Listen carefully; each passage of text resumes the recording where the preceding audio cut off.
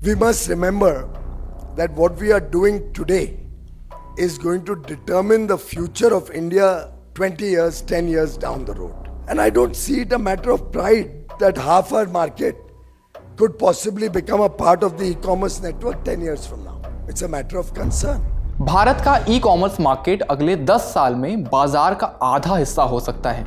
सुनने में काफी अच्छा लग रहा होगा, लेकिन देश के वाणिज्य और उद्योग मंत्री पीयूष गोयल ने कहा है कि ये गर्व की नहीं, चिंता की बात है। उनकी इसी चिंता ने एक डिबेट शुरू कर दी है कि जब ई कॉमर्स मार्केट तेजी से बढ़ रहा है तो चिंता कैसी।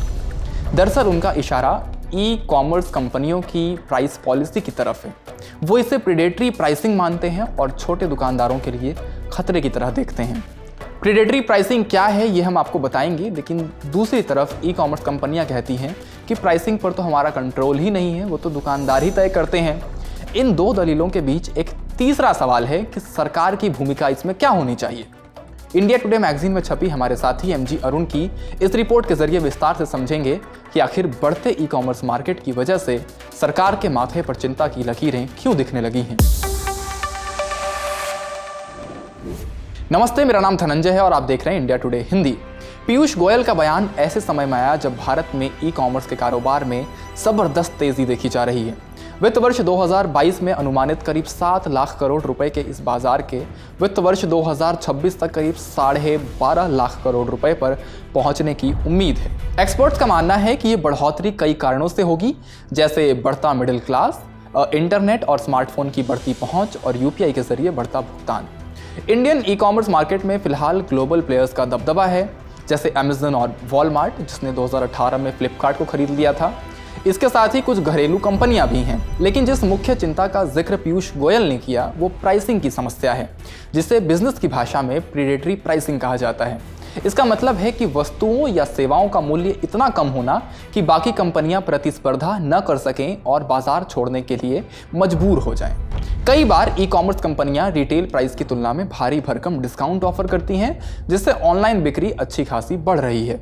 गोयल ने इस बात पर भी जोर दिया कि ई कॉमर्स के प्रावधानों के एक बैलेंस्ड इवैल्यूएशन की जरूरत है, खासतौर पर ट्रेडिशनल रिटेलर्स जैसे रेस्तरां, फार्मेसी और लोकल स्टोर्स।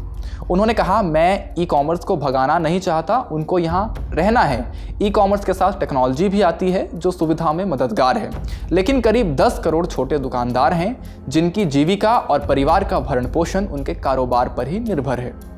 थोड़ा सा नियम कानूनों की बात करें तो इस समय भारत में इन्वेंट्री आधारित ई कॉमर्स के मॉडल में एफडीआई की अनुमति नहीं है।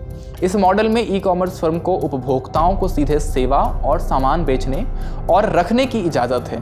उन्हीं फर्म में एफडीआई की अनुमति है जो मार्केट प्लेस मॉडल के जरिए काम करती हैं, जिसमें एक e commerce unit digital platform या इलेक्ट्रॉनिक नेटवर्क पर खरीदार और विक्रेता के बीच लेन देन की सुविधा देती है। देश के कानूनों में स्पष्ट प्रावधान है कि मार्केट प्लेस मॉडल में ई कॉमर्स कंपनी सामान या सेवाओं की बिक्री कीमत को सीधे या परोक्ष रूप से प्रभावित नहीं कर सकती और उन्हें लेवल प्लेइंग फील्ड बरकरार रखना पड़ता है। हर विक्रेता या उसकी ग्रुप कंपनियों को मार्केट प्लेस मॉडल यूनिट की कुल बिक्री का 25% से ज़्यादा बेचने की इजाज़त नहीं है। गोयल ने कहा कि बड़े ई कॉमर्स प्लेयर्स के अनुकूल सिस्टम बन चुका है। इन बड़ी कंपनियों की मोटी जेब उनको कम दाम पर सामान बेचने की सहूलियत देती है। उपभोक्ता की पसंद और ऑप्शंस तय करने के लिए एल्गोरिदम का इस्तेमाल किया जाता है। पीयूष गोयल के अनुसार कई फार्मेसी गायब हो गई हैं और कुछ बड़ी चेन्स का ही रिटेल मार्केट में दबदबा है। उन्होंने open network for digital commerce या ONDC जैसे प्लेटफॉर्मों के महत्व की ज़रूरत बताई, जहां छोटे कारोबार अपने उत्पाद बेच सकते हैं। हालांकि गोयल जिन प्रेडेटरी कीमतों का हवाला देते हैं उन पर ई कॉमर्स कंपनियां सहमत नहीं हैं। MGM की रिपोर्ट में इंडस्ट्री के एक सूत्र का कहना है कि ये विक्रेता का विवेक है कि किस कीमत पर उसे बेचना चाहिए। प्लेटफॉर्म उपलब्ध कराने वाली ई कॉमर्स फर्म की इसमें शायद ही कोई भूमिका होती है। विक्रेता क्लियरेंस सेल कर सकता है या पुराने उत्पादों को सस्ते दामों पर निकाल सकता है। कुछ विक्रेता प्रोडक्शन कॉस्ट पर प्रोडक्ट लेते हैं और इसमें वेयरहाउसिंग एजेंट को शामिल करने के बजाय उसे ई कॉमर्स फर्म के पास रख देते हैं। इससे उनको ओवरहेड लागत कम करने और प्लेटफॉर्म पर कम दाम ऑफर करने की सुविधा मिलती है। कुछ एक्सपर्ट्स मानते हैं कि सरकार की भूमिका ये पक्का करने की है कि सही कंपटीशन हो। सलाहकार कर्म थर्ड आईसाइट के संस्थापक देवांशु दत्त कहते हैं, ये महज छोटे रिटेलर नहीं हैं जिनकी बात सरकार कर रही है, इनमें बड़े घरेलू खिलाड़ी भी हैं। सरकार का काम कानून को स्थापित करना और निष्पक्षता को बढ़ावा देना होना चाहिए। ये कोई रहस्य नहीं है कि ई कॉमर्स डिस्काउंट से ही बढ़ा है। एक्सपर्ट्स का ये भी मानना है कि सरकार को कंट्रोल करने की दिशा में नहीं बढ़ना चाहिए और कीमतों के निर्धारण में मार्केट को अपना रोल प्ले करने देना चाहिए। उनका मानना है कि प्राइस कंट्रोल से किल्लत, उत्पाद की घटिया क्वालिटी और अवैध बाजार में इजाफे जैसी परेशानियां हो सकती हैं। इसके अलावा भारतीय प्रतिस्पर्धा आयोग यानी CCI, जिसका काम मोनोपोली के खिलाफ कदम उठाना है, को और ज़्यादा अधिकार दिए जा सकते हैं। इस मामले पर आपकी क्या राय है, हमें कमेंट बॉक्स में ज़रूर बताएं। इस वीडियो में इतना ही, शुक्रिया।